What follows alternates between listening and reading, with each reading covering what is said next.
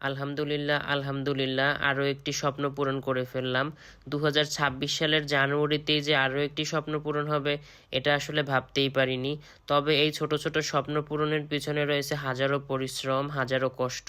সেই স্বপ্ন পূরণ হয়ে থাকে যদি নিজের ইনকামের টাকায়, তাহলে আনন্দটা একটু বেশি হয়ে থাকে।